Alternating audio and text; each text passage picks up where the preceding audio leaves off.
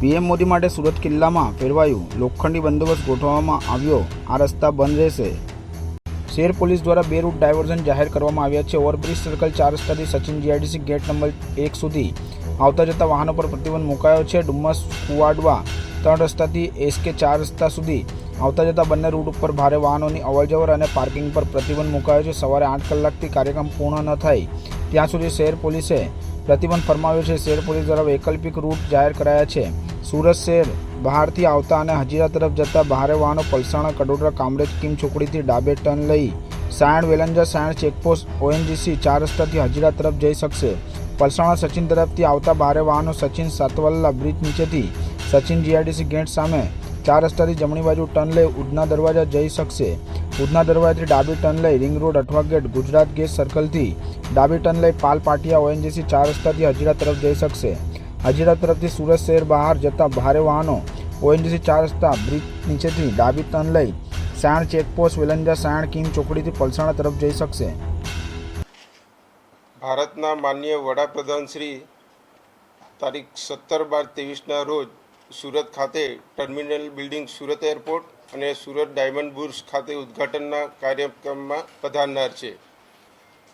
જે સંબંધે સદર કાર્યક્રમ દરમિયાન પોલીસ બંદોબસ્ત ટોટલ 3000 પોલીસ કર્મચારીઓ, 1800 જેટલા હોમગાર્ડ્સ, 550 જેટલા ટીઆરબી જવાનો તથા અધિકારીઓનો સમાવેશ કરવામાં આવેલ છે। આ દરમિયાન કોમ્બિંગ નાઇટ કરી અસામાજિક તત્વો ઉપર સતત ચાંપતી નજર રાખવામાં આવેલ છે। માન્ય વડાપ્રધાનશ્રીના બંદોબસ્ત દરમિયાન સમગ્ર કાર્યક્રમ વિસ્તારમાં નો ડ્રોન ફ્લાય જાહેરનામું બહાર પાડવામાં આવેલ છે।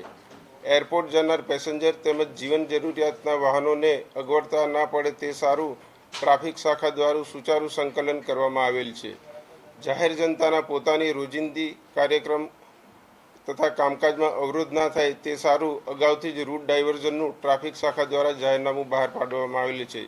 જે મુજબ 2 પ્રતિબંધિત વિસ્તારો જાહેર કરવામાં આવ્યા છે। તેમાં નંબર 1 ઓએનજીસી ઓવરબ્રિજ સર્કલ 4 રસ્તાથી સચિન જીઆઈડીસી ગેટ નંબર 1 સુધી આવતા જતા બંને રૂટ ઉપર ભારે વાહનોની અવરજવર કરવા તથા પાર્કિંગ કરવા પર તારીખ 17/12/23ના રોજ કલાક 8:00થી કાર્યક્રમ પૂર્ણ થાય ત્યાં સુધી પ્રતિબંધ રહેશે।